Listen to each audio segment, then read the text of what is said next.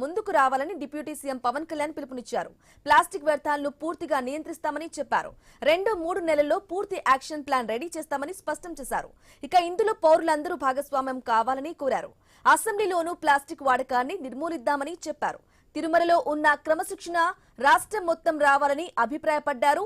అలాగే బయోడిగ్రేడబుల్ ఫ్లెక్సీల తయారీపై దృష్టి పెడతామని పేర్కొన్నారు. ఆవుల కడుపులో 70 కిలోల ప్లాస్టిక్ వ్యర్థాలు తొలగించిన ఘటనలు ఉన్నాయని డిప్యూటీ సీఎం గుర్తు చేశారు. దైనందిన డే టు డే జీవితంలో చాలా అంతర్భాగం అయిపోయింది. కూరగాయల్లో వాటి దగ్గర నుంచి నీళ్ళ బాటిల్స్ కావచ్చు, ఇయర్ బడ్స్ కావచ్చు, ప్లాస్టిక్ ప్లేట్స్, ప్లాస్టిక్ గ్లాసెస్ ఇవన్నీ సౌకర్యం కలిగిస్తున్నాయి. కానీ ఈ టెంపరీ సౌలభ్యం ఇది పర్యావరణాన్ని కలుషితం చేసుకుంటా చివరికి ఇది ఏ స్థాయికి వెళ్ళిపోయిందంటే ఇది ఒక్క ప్లాస్టిక్ మనం భూమిలో మనం ఇమ్మటానికి కనీసం 300 years పడుతుంది అధ్యక్ష. మనం వాడుతున్న ప్రతి ప్లాస్టిక్ అది ఈరోజు ఏమవుతుందంటే మనం పాలు తాగుతున్న పశువుల కడుపులోకి వెళ్ళిపోతుందో లేదంటే మనం తినే ఆహారంలో భాగం అవుతుంది. అలాగే ఇప్పుడు ప్లాస్టిక్ విషయం తల్లి గర్భంలో కూడా పశువుల కడుపులోకి పుట్టే పసికందుల రక్తంలోకి చేరిపోయింది. ఆంధ్రప్రదేశ్లోనే చాలా సందర్భాలు ఆవుల కడుపులో సుమారు 60 నుంచి 70 కిలోల ప్లాస్టిక్ తొలగించిన సంఘటనలు నమోదయ్యాయి. ఇలాంటివన్నీ అందుకని మాకు లైఫ్ స్పాన్ ఈ ముఖ్యంగా స్టైరోఫోమ్ అయితే 500 years కానీ పట్టదు, అది పడుతుంది దాన్ని అవడానికి భూమిలో కలవడానికి.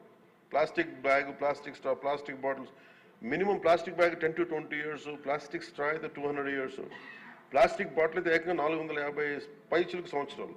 సో ప్లాస్టిక్ పూర్తిగా భూమిలో కలిసిపోవట్ల.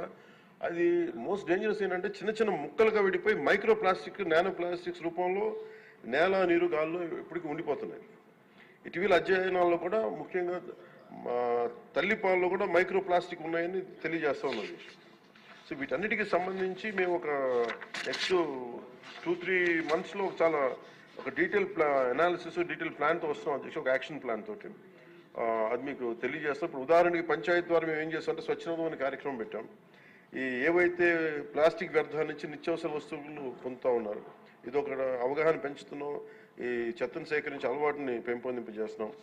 ఉదాహరణకి ప్లాస్టిక్ ఫ్రీ తిరుమలలో కాన్సెప్ట్ ద్వారా అంటే ఒక టెంపుల్ మనం తిరుమలకి వెళ్తే ఈరోజు మనం వెళ్ళి చూస్తే భక్తులు ఎవరు బాటిల్స్, కవర్స్ తీసుకెళ్ళకుండా ప్రత్యామ్నాయం గాజు సీసాలు, పేపర్ క్లాత్స్, బ్యాగ్స్ వాడుతున్నారు. సో లక్షలాది భక్తులు క్రమశిక్షణతో నియమాన్ని పాటిస్తూ ఉన్నారు.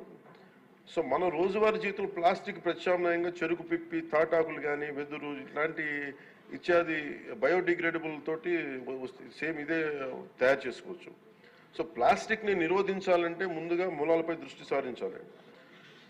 దానికి ప్రత్యామ్నాయ పరిశ్రమలకి సర్క్యులర్ ఎకానమీ పెద్దపీటలు వేయాలి. సో ఆ దిశగా గౌరవ ముఖ్యమంత్రి గారు కూడా వాటిని ముందుకు తీసుకెళ్తారు. తెలంగాణ భవన్